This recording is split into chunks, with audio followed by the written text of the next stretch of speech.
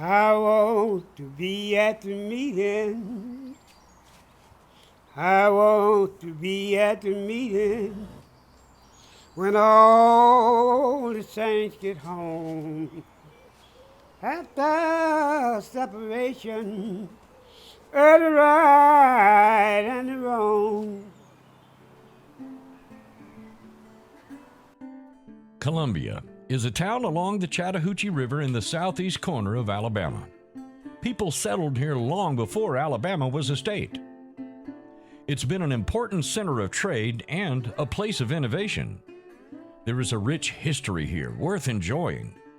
We can learn about past generations and their contributions to the people of today. This past can help inspire the present to move forward into a bright future. The Columbia area was settled by Native Americans thousands of years ago.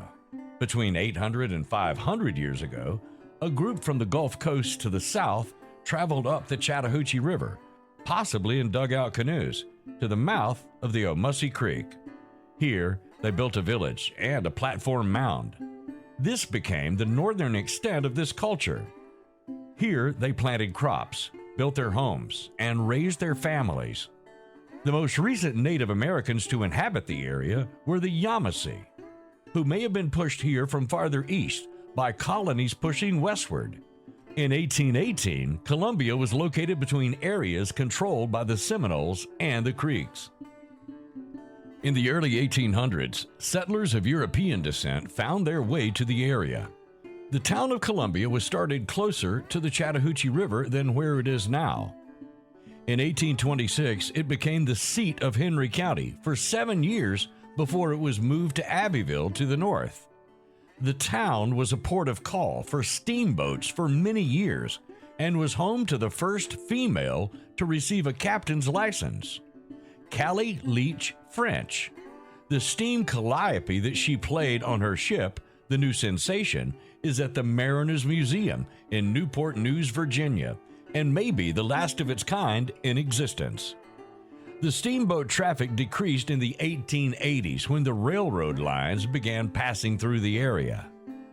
Due to the occasional threat of river flooding, the town gradually moved to higher ground, on a rise to the north and away from the river.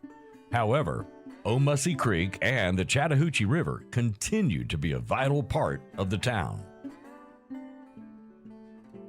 Columbia's first known incorporation in 1870 lasted less than a decade due to the population fluctuating. In 1880, Columbia was reincorporated and has been incorporated continuously since then. Columbia adopted electricity years before the vast majority of Alabamians. The first electric streetlights were erected in 1900. A group of Columbians built a wood-fueled steam plant on the corner of Main and North Street, which operated for 11 years. In 1918, the same year construction began on Wilson Dam along the Tennessee River in North Alabama, Columbia Power Company finished 2 hydroelectric dams on Immerse Creek. The Bates and Blewett dams began generating electricity to both Columbia and the surrounding region. Blewett Dam was remote controlled from Bates Dam, further upriver, which was a unique feat of ingenuity and engineering. The Bates plant was run by Mr. William W. Peterson, despite the loss of his hands in a railroad accident. Alabama Power Company recognized the importance of this company and acquired it in 1925. Columbia became the birthplace of the Southeast Division of Alabama Power. Unfortunately, in the spring of 1928, 18 inches of rain fell, flooded the region, and severely damaged the hydroelectric power plants, and they were abandoned. The shell of Bates Dam is still standing, but the creek has carved its way around it. Still, the area continues to be important to power generation, with Joseph M. Farley Nuclear Power Plant being just 6 miles to the south. Despite the setback, Columbia continued to move forward into the early 20th century. The town grew, buildings went up, and there were even horse races through the center of town. The 1940s and 50s were an active time for Columbia, with many businesses operating in the downtown area. There were grocers, drugstores, pool rooms, and industries including cotton gins and a peanut company. Columbia was and is a rural town with a tightly knit community. Columbia had factories that made bricks and blouses, feed mills, a cucumber plant, peanut processing, and later, Russell Mills had a clothing plant. The town of the 40s and 50s included parts of the town first built in the 1800s and early 1900s. One of these older buildings was the Henry County Branch Courthouse. Built in 1889, it served as a branch county courthouse until 1903, when Columbia became part of the newly formed Houston County. It was then transformed into a large elementary school with many classrooms and a cafeteria. The building was demolished in the 1940s in favor of a new school. After its removal, a new city hall was built in front of where the courthouse once stood. It was finished in 1948 and housed the fire department as well as the town jail. Parked inside was the town's 1943 Chevy fire engine. At the southeast corner of Main Street and North Street was a steel water tower erected in 1894 and a community hall that once housed the hub of the town water supply and the first electrical generator before that. Just west of the community hall is one of the oldest buildings in the town, the old jail. It was built in the early 1860s during the Civil War, when Columbia was a major port for the cotton plantations of the region. It contained 2 cells lined with iron bars and iron spikes driven into the interior walls to deter escapes. Renovation efforts to restore the building began with the 1976 bicentennial celebration, and the jail is still standing. To the northwest, on the corner of Washington and North, was Pace's blacksmith shop. Here, agricultural equipment was repaired, and new parts were crafted. It was housed in a building that was a part of the R.E. Mercier cotton gin. To the east was the Rivenbark Ice and Cold Storage Company. This complex provided ice and stored meat for the town. Now, only a small number of foundation stones remain. In the early 50s was a cold storage. And they killed hogs and put them in an area that they would have them, and people go there and get them a part of their ham or bacon and stuff, and they would slice it for them. Further east, the downtown area began with a livery stable and mercantile store, owned by the father and son E.W. and A.D. Wilkerson, and later sold to the Chamber family. The livery was built between 1903 and 1910. When the Wilkersons owned the livery building, it provided housing and feed for horses. In the 1930s, there was a horse-drawn hearse and a 4-wheeled carriage in the back of the building and dry goods in the front. That was a stable. And when the people came here, the black people, when we came here, that's my daddy, and all of them would go in there, and that's where they tie the mules in there. The mercantile store sold a variety of goods from clothing to horse collars. The 6'4" E.W. Big Dad Wilkerson would sit in a rocking chair and play checkers with Coca-Cola bottle caps on top of a nail keg with one of his friends. In later years, the livery became a senior center, and the mercantile store became American Legion Post 166 for the local veterans. Heading north along Main Street, there were 2 competing hardware stores. First, Chambers, and then Blackwell's. Mr. Blackwell was known to have a small gambling operation around the side of the building. The old man would get out there on the north end of the thing and they'd play checkers and dominoes for money. They did a little gambling around there. Mr. Blackwell liked it too, and all the older guys would do that. They'd play checkers and dominoes for money and, gambling on it. Actually, the old men would shoot marbles too. Can you believe that? Wasn't a lot going on back in those days, you know, the 40s and 50s. They'd shoot marbles and all that. The gambling, all of it. All of it was money. Next to Blackwell's was a small, simple brick building belonging to the local telephone company. Next to the front wall along the sidewalk was a brick telephone booth. In recent years, the building was renovated to be more ornate. Next to the telephone office was a building that was the location of multiple businesses, including law offices and the Anglin radio and TV shop. This building was followed by a low cinder block wall where local children would sit. Behind the cinder block wall were steel bars to prevent foot traffic between the Anglin radio and TV shop and Lanford's drugstore. Lanford's drugstore was popular in the community for many years. They sold groceries, candy, and other household items in addition to medicine. Very nice store. But we as blacks, during that time, you had to go around to the back door.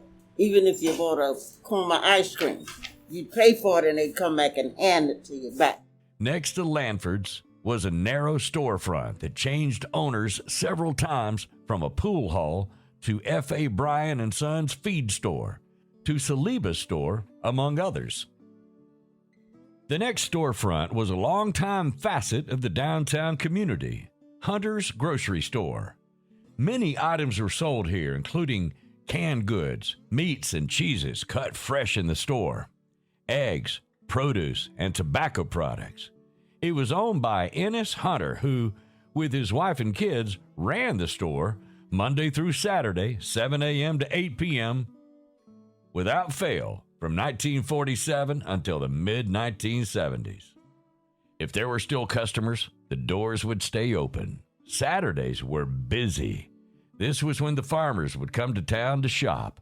The parking spaces along the streets would be full all day. The wood floor was a dark brown and had to be swept every day. Just a little further down the street was the Morris Pool Hall. Here, locals shot pool, drank beer at the bar, and ate pickled eggs. It had a wood-burning stove in the back. A local barber shop was housed in the following building. The pool room and barber shop storefronts were later combined into Windsor's parts store. And one of the barbers along the way couldn't read, but he bought a paper every day. He looked at the pictures, and he'd talk about the pictures to his customers, and they didn't know that he couldn't read because he lived out in the country and came to town to cut hair. And he just didn't want people to know he couldn't read. And after he was older, he went to one of the night schools and learned to read. And when he went into the lady and carried his Bible in one hand and the Dothan Eagle in the other, and he said, I want to read both of these, and then I don't want to read anything else.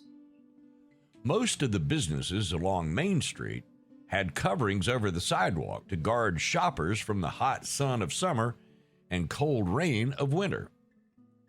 Adjacent to these businesses was Columbia Drug Company, run by Mr. John Beasley. The young people of the town enjoyed sitting at the marble-top soda fountain, eating supreme ice cream, and listening to the record player. On the southwest corner of Main Street and Church Street was Gilbert's Grocery that was later bought by Mr. Nix. It was heated by a pot-bellied stove, and Hunter fans moved the air in the hot summers. Like Hunter's Grocery, meat and cheese was cut to order. Animal feed was kept in the back. The ornate cornices of the sidewalk covering for this building can be seen in some of the earliest photos of the town. It was fondly remembered by some of the residents of Columbia. And Fox had a house, but he wouldn't live in it. He rented it out to a family. He used to sweep up for Mr. Carlton Nix, and that was where that little park is right over there now. And he was in there and went to sleep back on some feed bags in the back. And so Mr. Carlton closed up. And Mr. Carlton Nix ran that store, and his wife was a math teacher, dang good, at the high school. I had her all my advanced math classes and everything. But so he was trapped, couldn't get out because padlocked outside and everything. He didn't have a key. He couldn't get out. It wasn't a push panic bar type thing back then. So He picked up the phone and started dialing. Well, Fox didn't know much about a telephone. It was a rotary dial type phone back then. Finally got Mr. John Beasley, who was the pharmacist.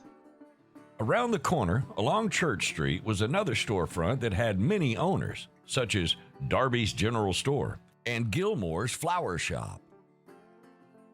This was followed by a couple of warehouses, and then Ed Brown's service station, that later became the Junior Food Store and is now the location of a Valero gas station. On the corner to the west was Jackson's Ingram service station. Unlike other service stations, the original building is still standing. On the western edge of downtown is the Columbia Cemetery, which is enclosed in an ornate wrought iron fence and has a beautiful summer house at the entrance. There are over 1,400 interments, and the oldest known burial is from 1839. One of the burials is of Charles Summerford, who was killed by a lightning strike in 1892. According to legend, a tree once grew next to his grave, but lightning struck the tree and shattered Mr. Summerford's headstone. A replacement headstone was also struck and shattered, so city officials neglected to place another for fear that it would be struck also. Just east of the cemetery is Houston County High School. It is a large brick building that was built in 1936. It replaced the older high school that was erected in 1899 as the last home of the Columbia Institute and survived until it was torn down in 1940. The newer school was built directly behind the older one. To the west of where the old school stood was the Ag Building. Between the high school and the cemetery was a concession stand for the students. Across Washington Street to the east was a Pan Am service station on the corner, followed by the Blackwell Dry Cleaners. The dry cleaning chemicals were stored in what looked like a small metal water tower. This business had a unique front wall and had previously been Tom Justice's service station. Heading east from the dry cleaners across a gravel parking lot was the Lingernook Building. This two-story building was built in the 19th century by Captain John T. Davis and initially held the Old Manufacturers Bank, but was referred to as the Old Hotel for many years. This was possibly in reference to the second-story rooms rented out to doctors and lawyers for their offices. Captain Davis was a Confederate officer during the Civil War and became a prominent, well-spoken-of citizen of Columbia till his death in 1911. The building housed various businesses, but had fallen into disrepair before being torn down in the late 1950s. It was a throwback to earlier days in Columbia. They had some rooms that they did rent out if people needed them. But it was a very active hotel and had a lot of people staying in them because they had to go to Dothan, and that's just too far to go to be in a hotel.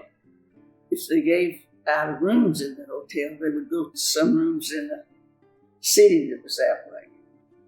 Turning north on Main Street and passing the Lingernook Building on the left, there was a location that initially held Versey's Pressing Shop, followed by World War II War Bond Drive location, and then Williams Cucumber Plant. The cucumbers were in boxes that would weigh anywhere from 60 to 100 pounds for a person to pick up. Because they came in every night and picked up the cucumbers and carried them to Cairo, Georgia, to be made into pickles. Next were two connected storefronts in a brick building. The first storefront was home to McKimmy's Swanee Store for a time, and then Adams Grocery Store. The owner, L.H. Adams, served the community both in the fire department and as chief of police. The Swanee stores were an early grocery store chain originating in neighboring Georgia. In the adjacent storefront was Weather's Shoe Shop and Dr. F.S. Twitty's office. Dr. Twitty graduated from the University of Georgia and Johns Hopkins University. He was a resident of Columbia from 1895 to 1940, where he treated maladies and helped deliver many children. Finally, on the west side of Main Street was a small brick building that was Charlie Miller's General Store, the Columbia Post Office, and Jean's Gun Shop. To the north, across the street on the corner of River Street was and is the First Baptist Church. This elaborate brick building was built in 1885 to replace an older wood frame church.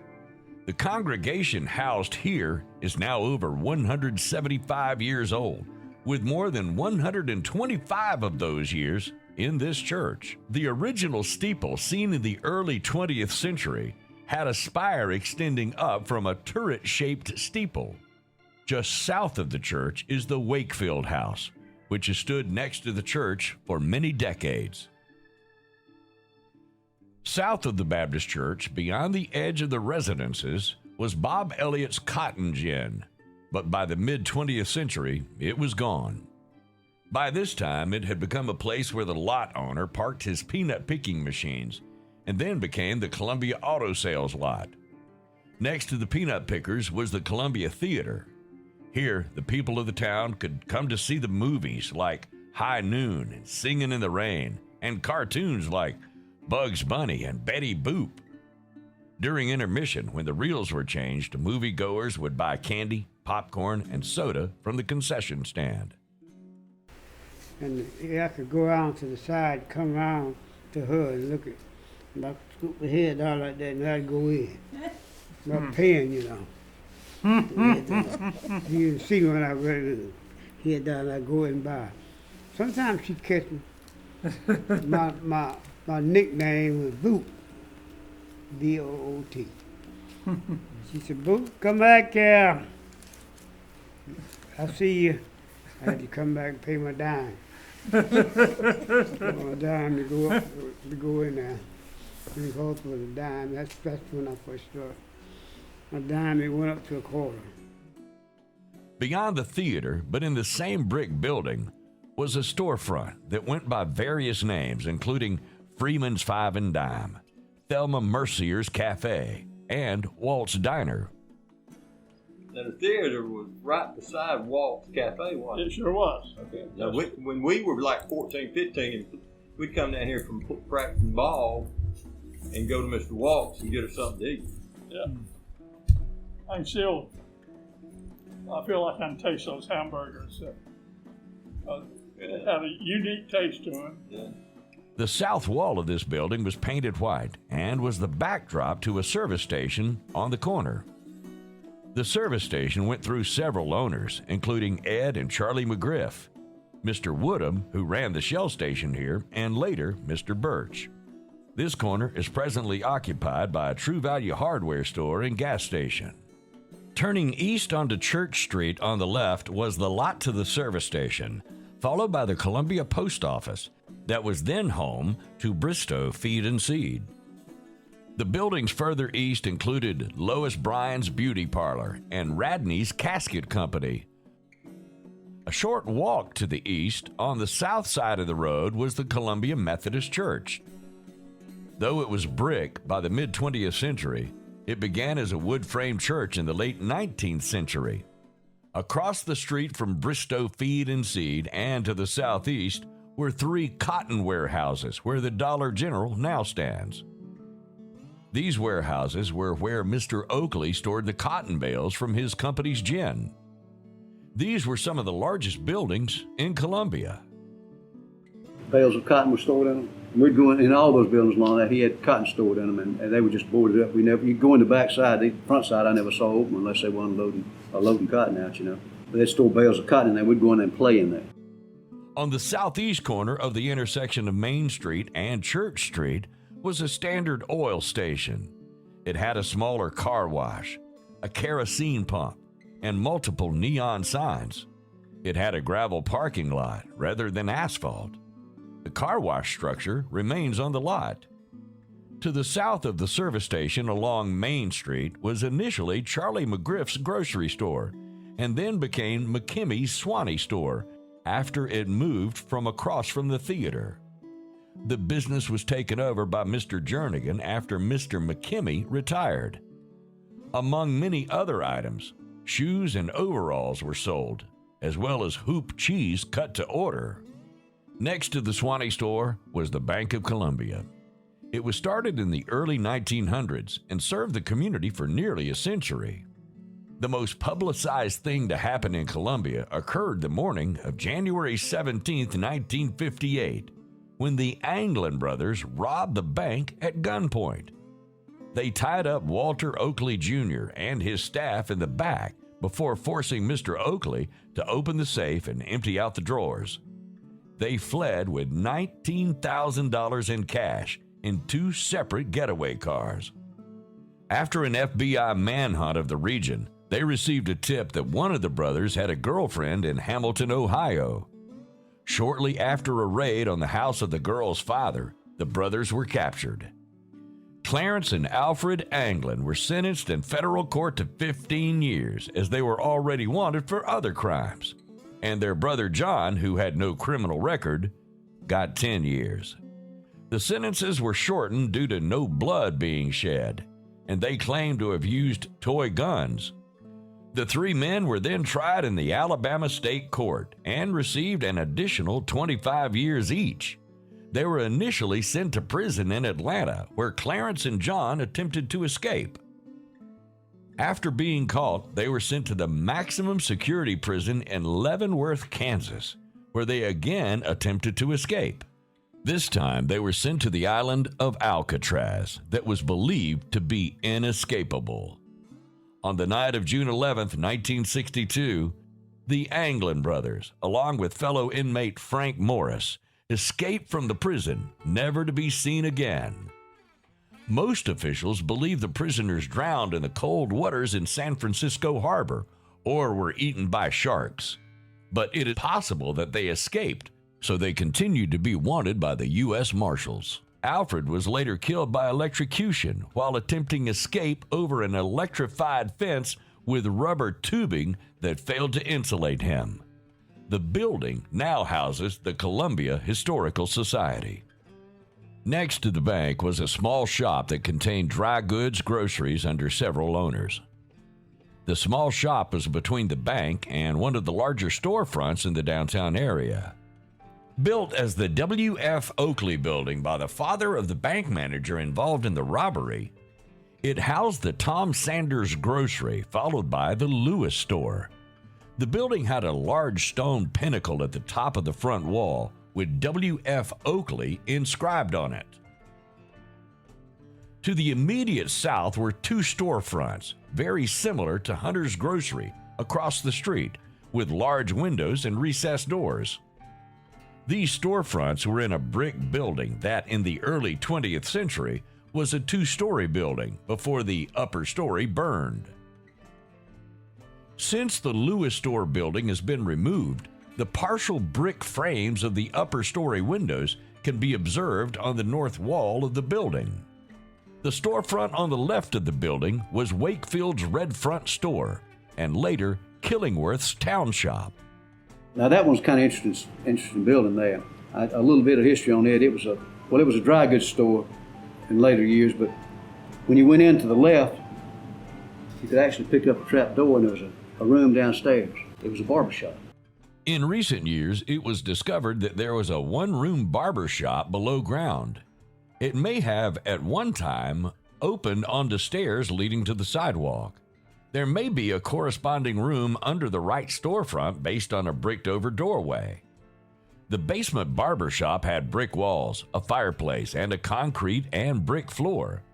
A black and white 19th century portrait was found tucked into a crawl space between the back wall of the barber shop and the floor of the store. The right storefront housed Seburn's Grocery, then Roy Windsor's Pool Hall, followed by Ben Oakley's business office. The pool hall had a reputation for having a rough crowd. The police were once called to the hall when a customer brandished a hand grenade that later turned out to be a fake. Adjacent to the pool hall was a livery stable, very similar to Wilkerson's livery across the street. This building was later converted into the Town Fire and Rescue Building. Next to the livery was a large hardware store with 2 front doors with glass block above the entrances. It was home to P.B. Cox and Wiley's Hardware, followed by Jernigan's Port City Hardware. Both stores had their name featured in large letters on the front wall of the building. Next to the hardware store was a 2-story building that contained Windsor's Garage on the ground floor and the town telephone switchboard and Masonic Lodge on the 2nd floor. On the northeast corner of Main Street and North Street and south of Windsor's Garage was a much smaller building containing Bowie's Dry Cleaners. It was faced with cinder block rather than brick and had once been the town alcohol dispensary. Around the corner and east on North Street behind Bowie's Dry Cleaners was Marion Oakley's Cotton Gin. This gin had been running since the 1900s when it was owned by R.L. Williams. Marion Oakley also owned the peanut processing plant across the street, whose large steel building was prominent on the Columbia landscape in the mid-20th century. Prior to the peanut plant, the land had contained ball fields for the town children. The final building on the east side of the downtown area was a small Woco Pep service station in front of the peanut processing plant. The settlement of Columbia began thousands of years ago. Native Americans made this confluence of the Omussie and Chattahoochee home. In the early 19th century, this area was the frontier between the Creeks and Seminoles. By the late 19th century, Columbia was a bustling and growing town. In the early 20th century, hydroelectric plants were generating power for the region. In the present day, the Columbia area continues to be vital to the region's electrical grid with the Farley nuclear plant. The town has a rich history that is kept alive through the efforts of the members of the Columbia Historical Society, which is conveniently located in the old Columbia Bank building downtown. Though the weather here can be warm, so can the hearts of the people who call Columbia home. Take the time to visit this innovative town along the Chattahoochee River.